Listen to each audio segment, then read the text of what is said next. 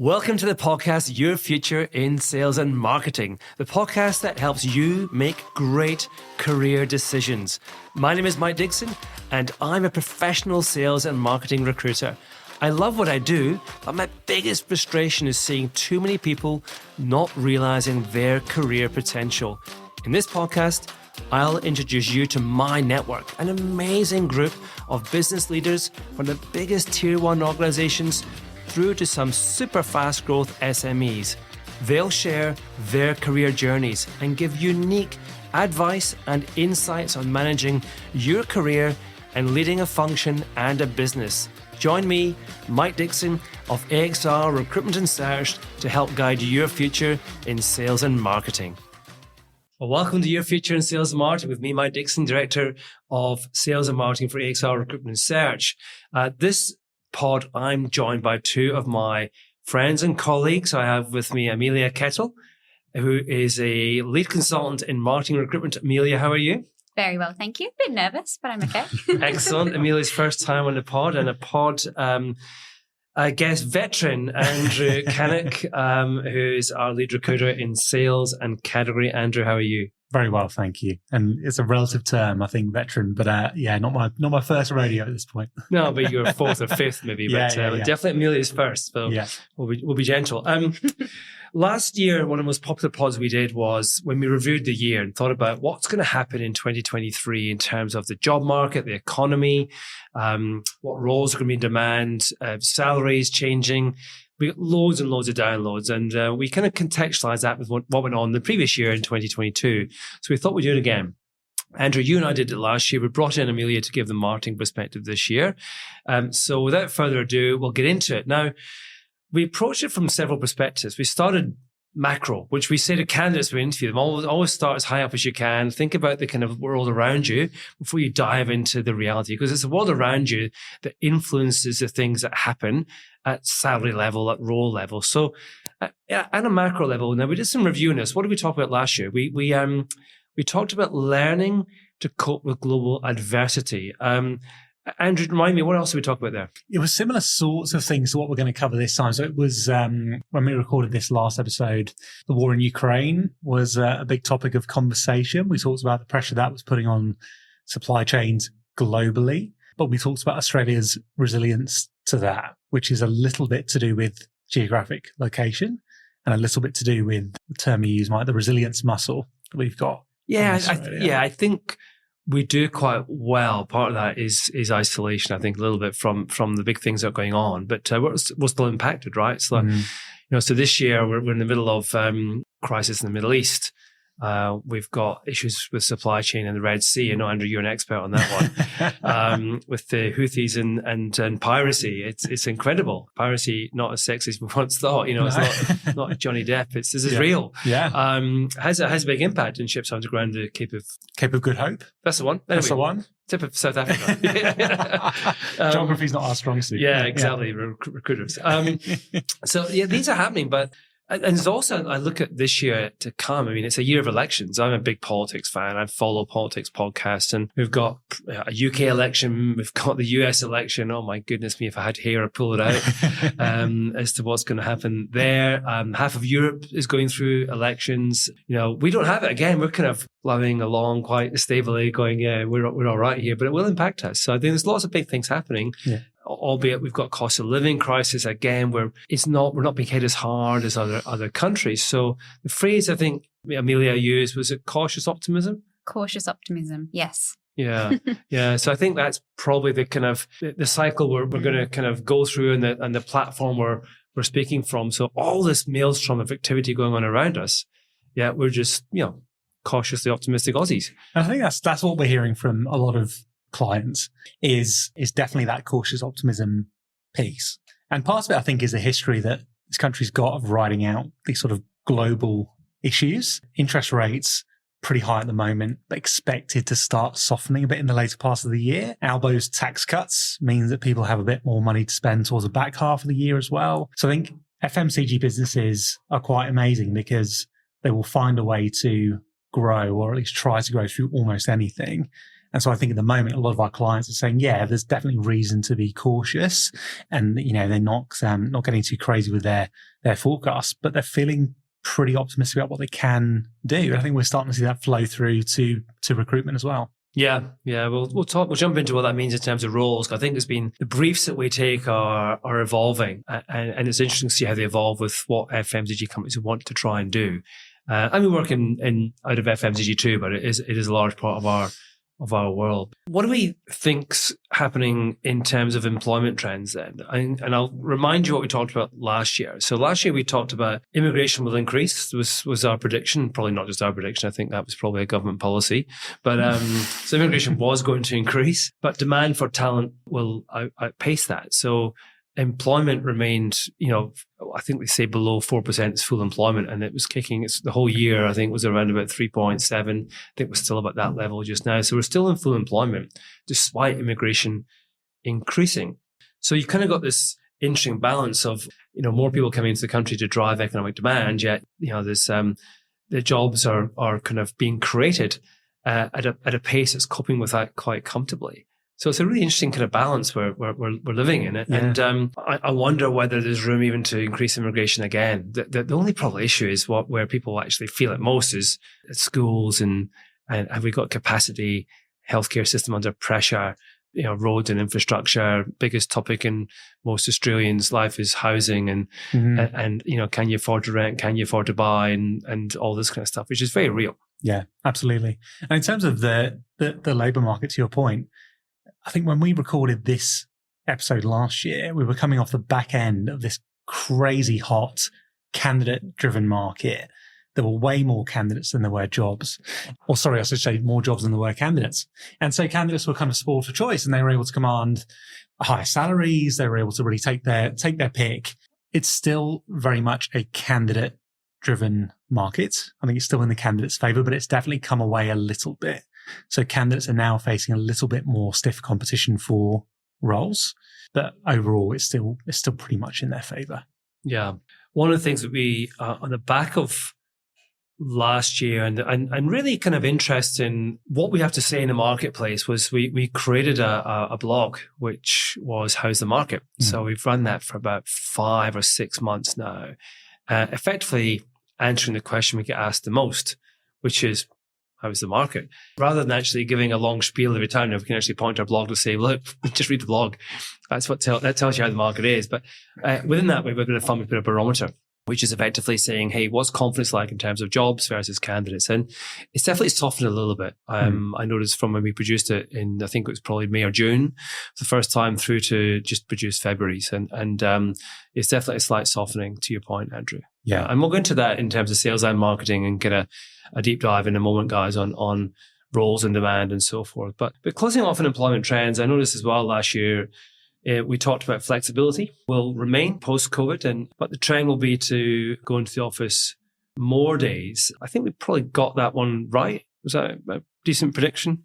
Yeah, absolutely. We're certainly seeing a return to the office, and I think more appetite from candidates to do so as well. I think they're actually really enjoying getting back in. I don't know if I can speak for everyone, but you learn more being present, and we certainly, the candidates that we engage with, have that ambition and drive to want to learn in that environment.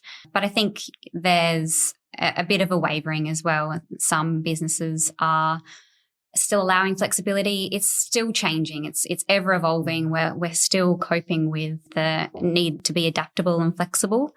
But I don't think working from home is going anywhere either. It's here to stay. Yeah, it seems to be more that working from home or working remotely and working in the office now have two quite distinct purposes. And that's now starting to really play out. So businesses want people back in the office to collaborate, to drive innovation, drive creativity. But there's always going to be those times when actually what you need to do is get some focused work done. And that's when you've got the argument that you're better off being at home to do that potentially. And I think the way that FMCG businesses in particular are incentivizing it is a lot more positive and encouragement based versus what other sectors are doing. So in banking, for example, some businesses are saying you're back in the office 4 or 5 days a week. And if you're not getting your bonus. Thankfully, we haven't seen any of the clients we work with go to that extreme. It's much more role modeling by senior leaders. It's much more positive messaging. It's about purpose. It's about how do we actually keep the business moving in the right direction. And generally speaking, to your point, Amelia, people have responded really well to that. There are, of course, those outliers who need their adjustment, need their expectations maybe adjusted slightly, but they're definitely outliers. Well, if you're working with AXR, guys, rest assured, we choose not to work with autocratic leaders. Yeah. We work with inspiring leaders and good businesses who have a more modern perspective on things. But I think it's interesting because it's also challenged businesses to think differently. And if I start to look forward to what we might see this year in 2024 for employment trends, I think flexibility is paved the way for a broader perspective on retention and engagement and the use of benefits. What have you seen out there? What have you seen discussed?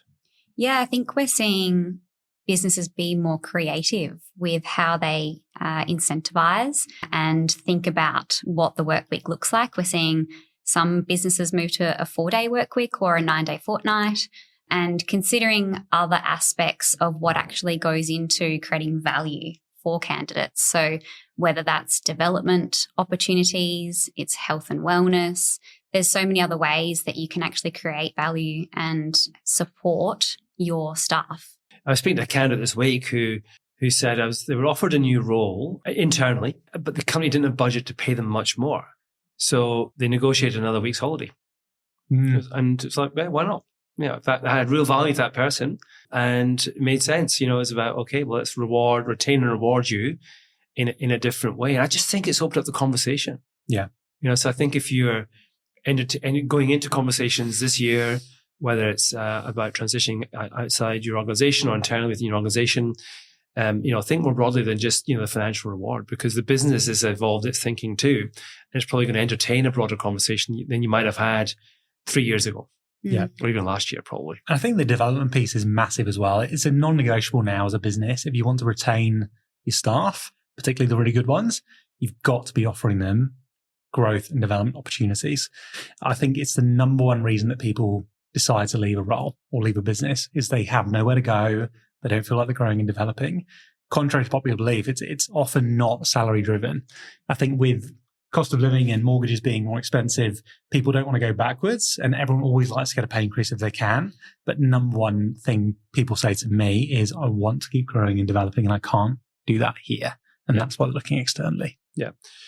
So I reckon this year we're going to see an ongoing creativity of approach to retention. And it'll be interesting to see what lands, if there's new trends come through, and what companies are going to do, how they're going to think more creatively. I think HR functions are being challenged to do that. I'd love to see where we end up when we review it this time next year. Okay, cool. Let's dive down into roles and demand next then. So again, I'll summarize where we got to last year. Andrew, when you and I chatted, we talked about there'll be a retention of demand in the mid-market will remain pretty hot. And in our world, for our listeners, mid-market means national account managers, senior brand managers, category managers. That's kind of our mid-market space. We're kept very busy in 2022. We've been kept very busy in 2023. What we also said was the very cold senior market, going back a year, would warm up towards the second half of the year. And I reckon we saw that. Yeah, it had a pulse, didn't it? And now it's back to life. It's not in full swing, but it's absolutely heading in the right direction. So you've kind of got this backlog of very senior people who have been hungry for a move for a while. And now those opportunities are starting to open up. And I think, we were pretty bang on with that one because that demand at mid-level continued to be pretty strong through the rest of last year. And it's still going full speed right now. Yeah. So if we look at each role family that we work in, let's start with marketing, Amelia. What do we see this year is going to look like in terms of demand? What trends have you kind of been tracking, as last year came to a conclusion as we were entering into this year? What do you think is going to happen? Look, we can't not talk about AI in the marketing world. It has to have an impact. It's already having an impact. And I think a lot of marketers are perhaps nervous, but this is where that sort of cautious optimism comes into play. It's an opportunity as well. So I think what I've seen certainly over the last 6 months or so is an increase in roles in the innovation space and e-com and digital. So I would absolutely predict going forward that the demand continues to grow in those areas. I think the businesses that we work with in particular need those spaces, and they will become increasingly so. And the other thing I noticed that you were getting quite busy towards the end of last year into this year in contracting as well. Yeah, absolutely. And perhaps around predominantly budgetary restrictions, I think there's, again, a need to be a bit creative and flexible and adapt to the current economic climate for businesses. So contracting is a really great way to get a short-term solution and perhaps specialist solution as well for a particular reason, particular project. So there's absolutely a space for it. It's growing, and I think it will continue to do so this year. I wonder whether there's a link between innovation and project and contract, because look at back over the last few years where businesses have grown just through COVID demand, changing consumer behavior. There's not a lot of massive pressure to kind of eke out growth through smart innovation and seeking new growth drivers. It's just been, hey, like, just produce it, get it on shelf, it's going to sell. Now, I'm sure everybody in the FMC is listening to me going, Mike, it's far more complex than that. You have no idea what you're talking about in terms of our entire commercial and category strategy. But I do think it's a much tighter market this year. You've got to think more strategically. And there's no doubt that that's one of the reasons it's driven this demand in terms of innovation and seeking, aligning up strategy with innovation. And there's no doubt it's going to be harder this year for businesses to take price as a means to grow. Given what's going on with the ACCC investigation into supermarkets, I'd imagine there's not much appetite to be putting price increases through all the way to the shopper. So again, businesses are going to have to get more creative in terms of how they go about growth. So things like innovation, revenue growth management, which I know we'll come on and probably talk around. It's interesting, a lot of the contracting work we've done has been in that marketing and innovation space. I wonder if we'll start to see a little bit more of that in the category and RGM space too, where businesses might go, do you know what?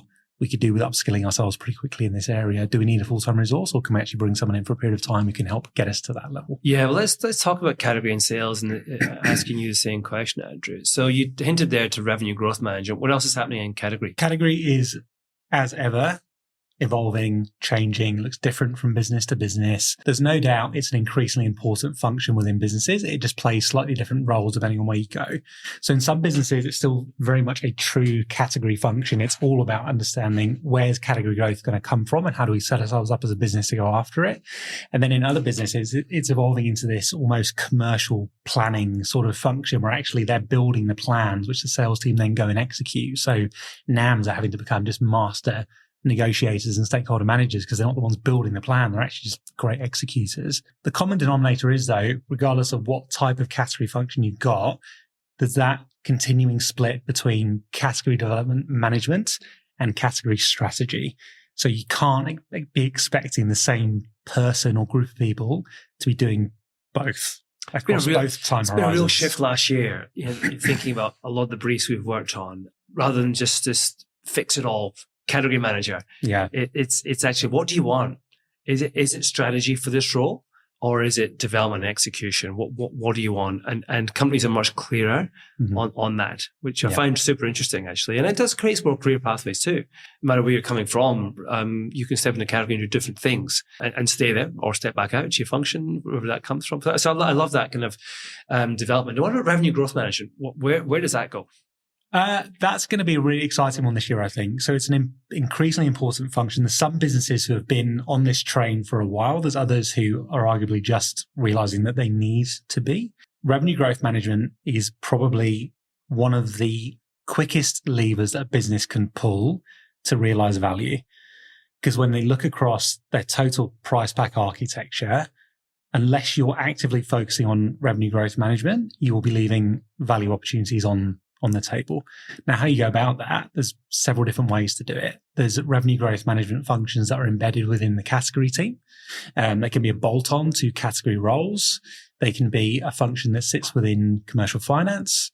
You can outsource it to a business like FMCG Analytics and our friend Paul. If you need that outside help, it will look very different across different businesses, but it's something you've got to be doing if you want to maximize your value. Yeah.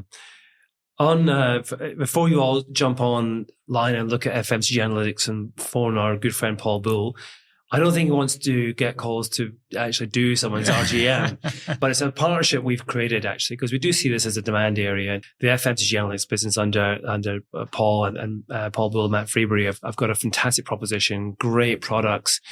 I think will revolutionize the sector over the next couple of years. We're actually going to be running a series of seminars this year with our finance team as well to bring in, because we accept that RGM can sit within finance as well. So there are those of you here thinking, our business should be getting better at RGM, then send along your RGM lead to our seminars that will be coming up soon. I think first one to be in April 2024. If you're listening to this sometime in the future, sorry you've missed it. Cool. Okay. And what about sales? MBMs are back. Baby. Back, baby. All your MBMs out there who thought you were getting squeezed out, that might be the long-term trend. But in the short term, we've seen some really great MBM roles come back into the marketplace. So what we spoke about last time was MBMs getting squeezed because you've got NAM roles growing bigger and bigger, and then that customer director role emerging above the MBM. But I think that customer director role is actually such a stretch for NAMs to go straight into. There's still absolutely a place for MBMs. And MBM roles are fantastic opportunities for NAMs to step up into. You're getting P&L ownership, you're getting leadership, you're getting complexity. That's if it's a true MBM role, because sometimes you scratch below the surface, it's a NAM role, but a true MBM role. Great opportunity, and we've taken some great briefs in that space. So yeah, we're glad to see MBMs back on the menu. Yeah, it's great, and in a real variety of businesses too. I think it just fills a very necessary gap. So I'm delighted for that. We've had more MBM roles in the last 3 months than we've had in the last 3 years. So it's and I saw another one pop up today online, not through us yet, but that's interesting to see. Good. So those are the roles in demand. That's what we think is going to be happening. What about salary? Now, we just talked about salary. Perhaps I was downplaying it a bit as being not the key driver. And we've always said salary needs to be right. You know, you don't get paid too little, don't get paid too much. Either end of the spectrum isn't good. You've got to have the right salary. Now, how do you know you've got the right salary? You ask someone who knows what the market says. Is there a guide for that? I think there might be. Who produces the guide? It's not us, is it? It is. It is. Amelia, when are they coming out? Next couple of weeks, I'm very hoping, but they look incredible, so it'll be worth the wait. Yeah, so this will be year 4, I think, we produce the guides. And for sales marketing, for category, the great things about our guides is we're going to do a podcast in this, guys. So, but just very, very briefly, they'll talk to not just what you should be earning at the role, but actually picking apart the role family. So to Andrew's point, you may have a title that doesn't relate to your role, and therefore you're confused because your REM doesn't feel right. So you just got to line the whole thing up and think, what do I actually do? The guide will let you map that. Therefore, what do I get paid? Oh, okay, I'm in check here. That's good. Or if there's a gap, then you've got a conversation to be had with your business. Or if you can't resolve that, then obviously outside on the marketplace. So the guides are really good, but there's a whole bunch of new stuff coming in the guides this year as well. Really excited to bring those to market. But anyway, specifically, what do we think? What are the guys going to say? What have we seen in salary in the last year? I mean, with marketing, what do you think is happening? I know that everyone would love to say that we're going to have a big jump in salaries, but honestly, haven't seen too much change across the board. I think there's perhaps small incremental alterations for different roles, but really seeing a fairly consistent result in terms of numbers, to be honest. So pretty similar 2024 to 2023. Yeah. Some of the CPI increases have been, bigger than normal because of CPI being, inflation being so high, but nothing significant standing out. Really. No. Yeah. Sales and category? Pretty much the same story. I think that one thing I would say is that we have seen some businesses start to correct their salary banding slightly. Proud to say slightly based off the work that we do and the influence through the salary guys, because I think there is a recognition from businesses that in the war for talent, all the other bits and pieces we spoke about earlier, it's super important. Salary is always going to be a huge part of the conversation. So businesses are going, actually, do you know what? We know what we need to pay to get the right level of talent into this role, which is great. It's just about getting it right, and this, our salary guides, there are others out there which I think often in my mind are too generic. Ours are very accurate. I've had a couple of companies say to me, "Oh, you're trying to inflate salaries." I said, "I'm not. These are just the market rate." We do this a lot, so organizations, in the same way individuals are saying, "Am I paid the right level, organizations are saying, am I paying the right level? And you just need to be in the band. Yeah. Then you'll compete. Not too high, not too low. Yeah.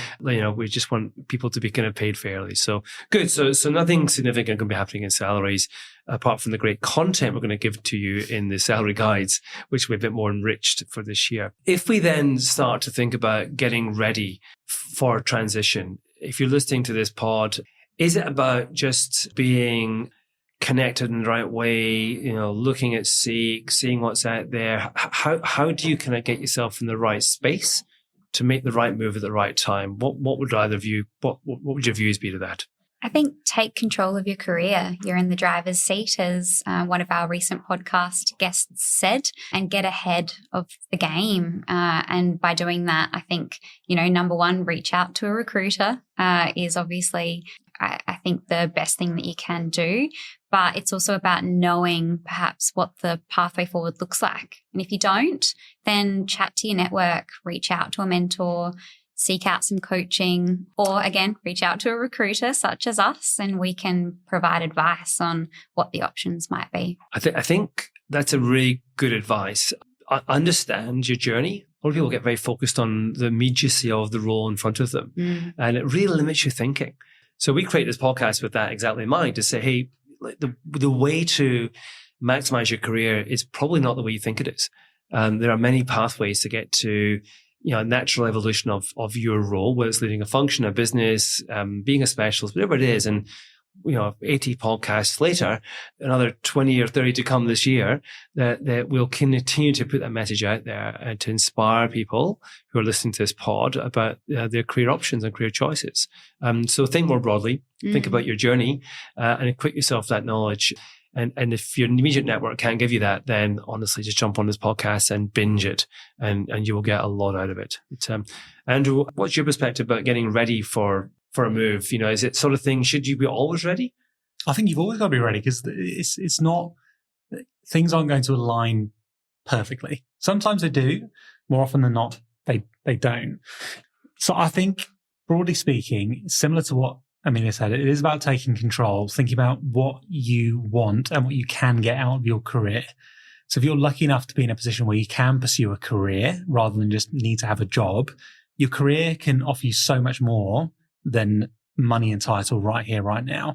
It can be a journey that takes you across different geographies, businesses, functions, introduces you to amazing people. But for you to realize all of that potential, you've got to have at least a sense of direction in terms of where you want to go. So it's thinking about that. And if you don't know what that looks like, then to Amelia's point, use all the resources at your disposal. And contrary to what you think we might say, the answer isn't always a new job and a new business. More often than not, it can be within your current business. Have you actually exhausted all the pathways you've got available to you? Some of the conversations we have, in fact, probably half of them, are actually pushing people back to their current business. Yeah, completely. We're interested in the long-term success of your career. And I know that's probably not what you expect from a recruiter, but we play a long game. We're interested in how, you genuinely getting the most out of not just the next move, but your whole career. And if we think it's better you stay, we'll tell you to stay. And I reckon half the conversations that we have is what we do. I always quote one of my favorite podcast guests from last year, when I kind of have this type of conversation, Suze Catania, who's the GM of Nestle Food, one of the biggest businesses in Australia. And I asked her specifically, Susan, you've been at Nestle for like 18 years now. Do you never look? She said, I always look. The fact I'm still here means it's always so far, there's always been a better option internally. But I know my worth. I know my pathways. I know what the market looks like. I'm completely in touch. And that was probably on the pod with half of Nestle probably listening. You're just proud to say it, and absolutely, it's over time, not a moment in time. Well, I think as well, if you wait until you're desperate to get out and you're really unhappy, you're going to make a bad decision. You're going to be rushed. You're going to be desperate, perhaps. So you're not going to be calculated. You're not going to know all of your options and really fully understand what you're doing. You're just going to want to have an answer to your problem. Yeah, exactly. I mentioned the pod before, and a couple of things that can inspire you too. We produce a monthly report called the Sales and Marketing Collective, and it just picks the most interesting moves out the market that we've seen. Many of whom that we've placed, not all, but these are moves that we think will inspire. And often it just challenges you to think, okay, so it's not just a promotion, is it? It could be a lateral move. It could be a big step diagonally. It could be a whole host of things, titles you hadn't thought of. If you're not on the mailing list for that, talk to us. We'll get you on the mailing list. It's probably our most opened EDM we put out there every month. And the one we get the most feedback on. So definitely listening to that. Cool. So in terms of being ready, I guess summing up, it's the world won't wait for you to be ready for a move. So just be conscious of your journey. Start to set some longer term career goals. Understand the pathways and be connected to the market through specialist recruiters, through your network, so you know to make good choices at the right time. You don't come with a brief that says, okay, it's June and this is a role I want and I want it by July, because it's not going to happen. All right, guys, I think that's been a really interesting conversation. Have we covered it all? I think so. Be interesting to look back in a year and see if any of it still makes sense. Yeah, so we'll do this again in popular demand, I hope. Yeah. In 2025, what happened in 2024? Hopefully the world's still standing. We'll be cautiously optimistic, maybe even better than cautiously optimistic. Interest rates will be down. Happy days. And we'll have had a year of having some brilliant fun in the marketplace, placing people in some amazing career opportunities. From me, Mike Dixon. From me, Andrew Cannock. And from me, Amelia Kettle. At AXR Recruitment and Search. Keep listening to help your future in sales and marketing. I hope you enjoyed today's podcast from AXR Recruitment and Search. We're passionate about helping you get the most out of your sales and marketing career. Keep listening as we bring you more career insights and advice from Australia's top sales and marketing leaders. You just can't get this career advice anywhere else. My name is Mike Dixon. See you next time on Your Future in Sales and Marketing.